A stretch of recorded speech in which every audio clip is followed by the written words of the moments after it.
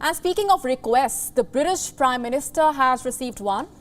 It's from 2 prisoners of war currently held captive by Russia.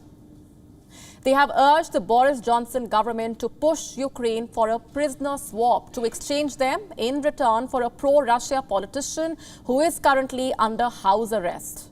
Who are these captives? Where did they make this appeal? And how has 10 Downing Street responded? Our next report explores. From the videos I've seen online of Russian soldiers... The man you just heard is Aiden Aslin, a British national from Nottingham. In 2018, he joined Ukraine's armed forces as a Marine. For the last 50 days, he has been fighting to defend Ukraine, but a shortage of supplies forced his unit to surrender. Aiden is now a prisoner of war, and the Russians are using him for propaganda. On Monday, the Russian state TV, Rossiya 1, aired this video. It shows the soldier making an appeal to Britain's Prime Minister, an appeal to be exchanged for a pro-Kremlin politician being held in Ukraine. I think Boris needs to listen to what Oksana has said. I remember seeing in the news when Viktor Medvedchuk was arrested for his political affiliations.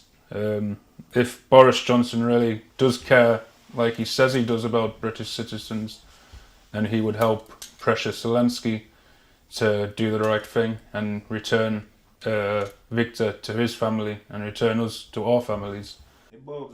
Aiden Aslin is not the only one. This is Sean Pinner, a 48-year-old former Royal Anglian soldier. He fought alongside Ukrainian troops in the besieged city of Mariupol. He too was captured by Russia. He too is being used for state propaganda. Watch how. Mr. Boris Johnson, obviously I'm Sean Pinner. A lot's gone on over the last 5 or 6 weeks that I'm not fully aware of. Obviously I understand that Mr. Medvedchuk has been detained, and we look to exchange myself and Aiden Aslin for Mr. Medvedchuk. Obviously, I'd really appreciate your help in this matter and pushing this agenda. Has been, What's common between the 2 captives is the appeal they made to Boris Johnson. They both sought to be exchanged in return for Viktor Medvedchuk. Who is this person? Medvedchuk is the leader of Ukrainian Choice, a political organization known to be pro-Russia. Since May 2021, he has been under house arrest. Ukraine is using him for its own propaganda. It's airing videos of Medvedchuk, asking to be exchanged in return for evacuation of Ukrainian civilians from the besieged city of Mariupol. Last we checked, neither Moscow nor Kyiv had confirmed if the prisoner exchange would indeed take place, but a campaign has begun. The families of both soldiers have issued pleas to 10 Downing Street asking for help. How has 10 Downing Street responded? With a cold shoulder. Brandon Lewis, a member of Johnson's cabinet, ruled out helping the captives, stating they never should have been there.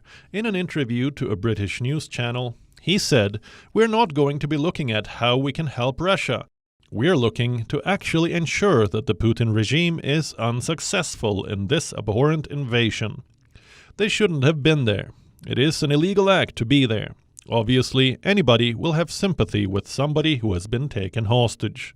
But we have got to make sure that we follow the proper processes." The minister's remarks have triggered fury. British citizens are outraged at his lack of sympathy. The onus is now on Boris Johnson to respond, but last we checked, the British Prime Minister was busy dealing with the Partygate row. Bureau Report, WION, World is One.